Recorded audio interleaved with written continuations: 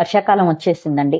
వర్షాలతో పాటు చాలా జబ్బులు కూడా తీసుకొచ్చేసింది. ఫీవర్ సీజన్ వచ్చేసింది. సో ఈ ఫీవర్ సీజన్ లో రుమటాలజీ పేషెంట్స్ ఎటువంటి జాగ్రత్తలు తీసుకోవాలి, ఎప్పుడు డాక్టర్ ని కన్సల్ట్ చేయాలి అనే దాని గురించి కొన్ని విషయాలు తెలుసుకుందాం. అందరికీ నమస్కారం. నేను డాక్టర్ ప్రత్యూష. నేను ఒక MD/DM రుమటాలజిస్ట్ ని from Prathyusha rheumatology care. So ఈ సీజన్ లో మేము కామన్ గా ఫేస్ చేసే ఒక కైండ్ ఆఫ్ డిస్టర్బింగ్ సినారియో అనొచ్చు.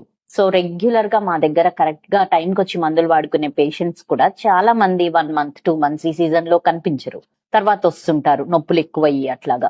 ఏమైందమ్మా అంటే నాకు జ్వరం వచ్చిందండి, వైరల్ వచ్చింది, టైఫాయిడ్ వచ్చింది, మలేరియా వచ్చింది, మా లోకల్ డాక్టర్ మందులు ఆపేయమన్నారు, అవి వాడే వరకు ఇవి ఆపమన్నారు అని చెప్తుంటారు. మేము రొటీన్ గా అడుగుతాం మరి ఎందుకు నా దగ్గర రాలేదు అని. వాళ్ళు ఒకటే చెప్తారు, మీరు కీళ్ళ నొప్పుల డాక్టర్ కదండి అని. యాక్చువల్ గా కరెక్టే, మేము కీళ్ళ నొప్పుల డాక్టర్లమే. బట్ ఏ DM రుమటాలజిస్ట్ అయినా ఫస్ట్ వాళ్ళు ఫిజిషియన్స్ అండి. MD జనరల్ మెడిసిన్ చేశాకే మేము DM రుమటాలజీ చేస్తాం.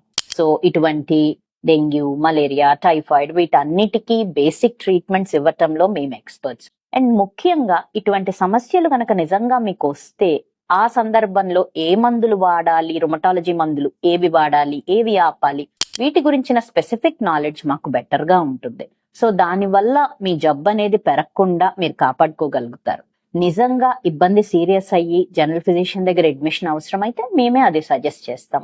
సో మీ హెల్త్ కేర్ జాగ్రత్తగా ఈ సీజన్ లో తీసుకోండి. Thank you very much.